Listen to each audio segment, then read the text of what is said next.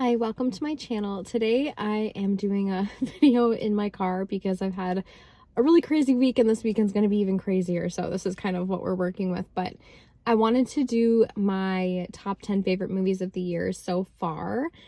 I really wanted to wait to film this tomorrow because I'm seeing End of Oak Street tonight, and I really think that that could be in the top 10 because I love a good dinosaur movie.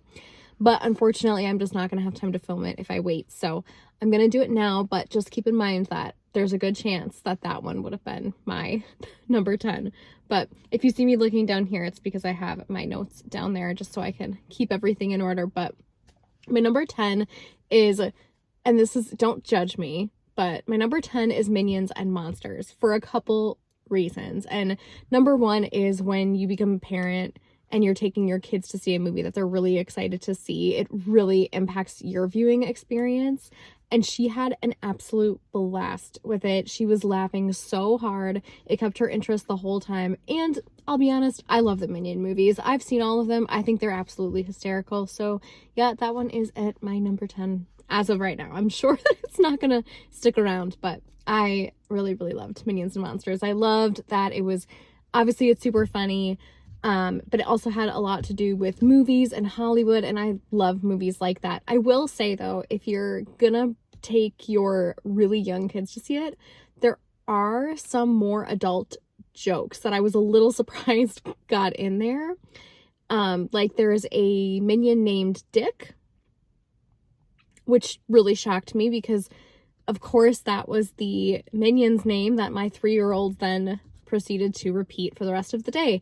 And it's a little alarming coming out of a 3-year-old's mouth. But other than that, I really liked it. But yeah, keep in mind if you have real small kids that there is some more adult humor in this one that I noticed. But then number 9, we have such a pleasant surprise, and that's Pressure. I took my dad to see this for his birthday. I didn't have any interest in seeing it, but it's what he wanted to see, so we did, and I was so pleasantly surprised. I thought a movie about the days leading up to D-Day was not going to interest me, and I was hooked. I was instantly hooked the entire time. I think Andrew Scott gives an incredible performance in this movie, and I was absolutely blown away. I thought it was super interesting. I thought it was nice to see something that we don't often see talked about in war movies. Like, I never imagined that the weather would have such an impact, but it does.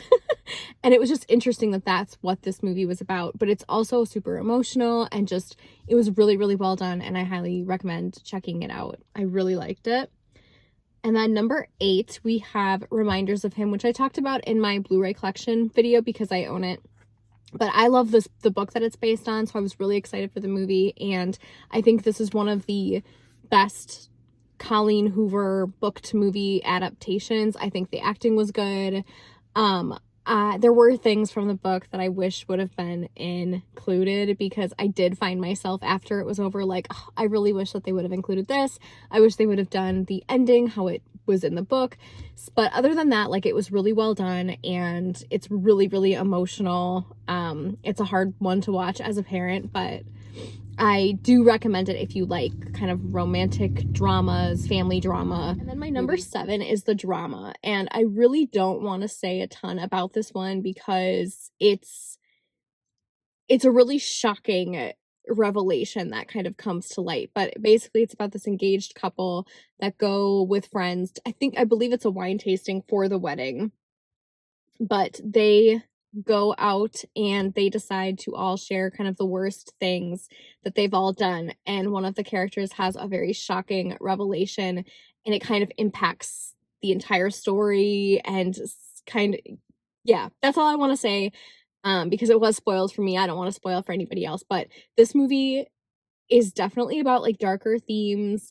It's not going to be for everybody, but it leads to some really interesting conversations. And like the second that it was done, me and my friends, we sat there and we all just talked about it. We instantly wanted to rewatch it to kind of see if we felt the same way. And I think that even though it's about darker themes again, um just because something is uncomfortable doesn't mean that we should never see it in media, because it does lead to some really interesting conversations. But that's what I'll say about that one. I really, really, really liked it, and I highly recommend checking it out. And then my number 6 is Project Hail Mary, and I think that's going to be on a lot of people's lists. It was so good. It was so stunning to see on the big screen. Ryan Gosling was born to play that role. And I don't want to say anything about a certain other character because I read the book. And I think it would have been really cool to kind of watch the movie and not know like what that character looked like, sounded like, nothing.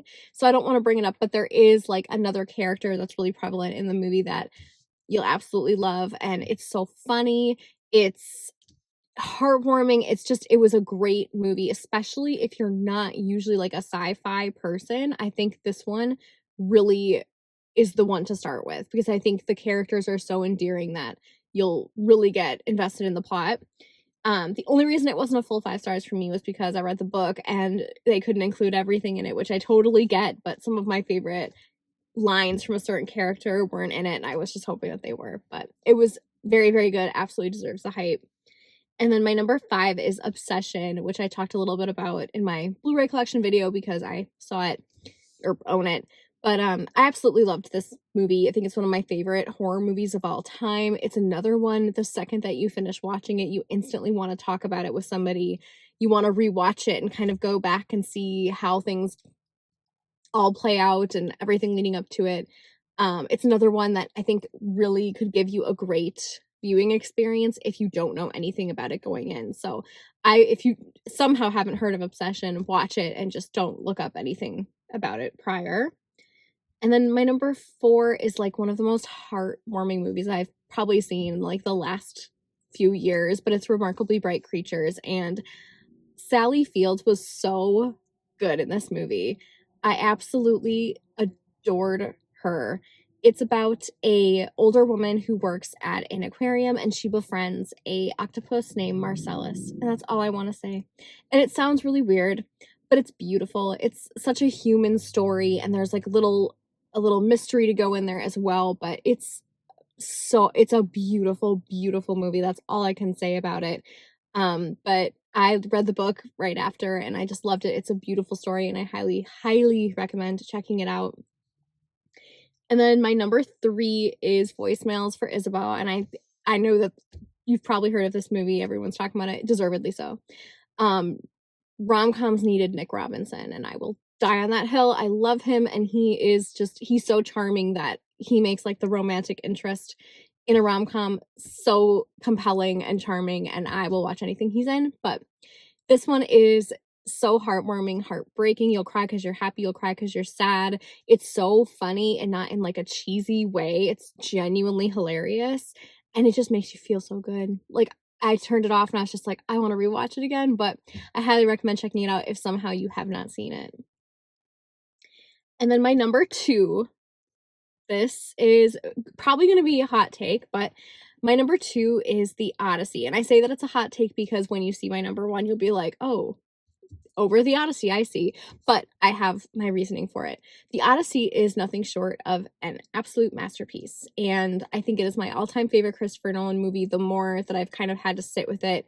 I do want to see I want to rewatch Inception, and then I want to rewatch The Odyssey and see if my feelings change, because the Inception's been my number 1 for so long, but I absolutely loved it. I thought the performances, it's stunning.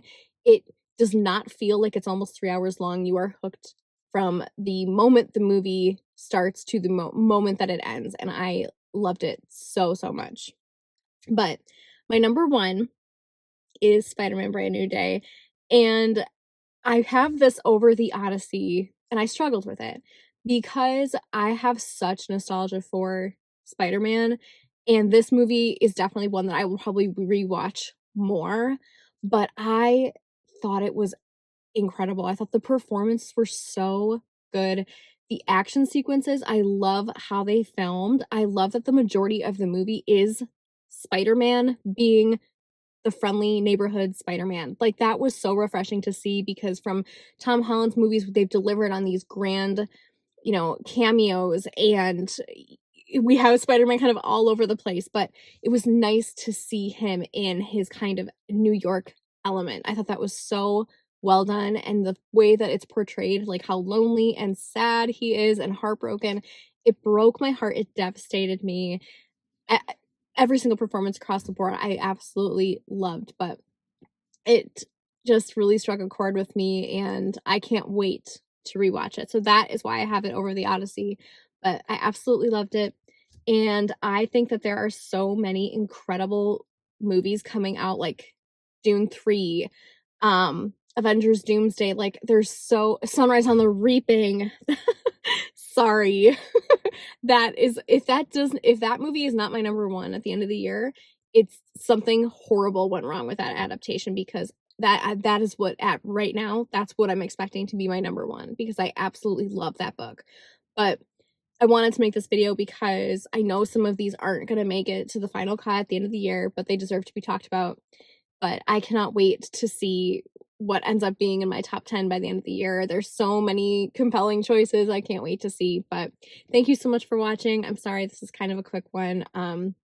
Literally filming in my car about to go in to see End of Oak Street, but thank you so much for watching, and I'll see you next time.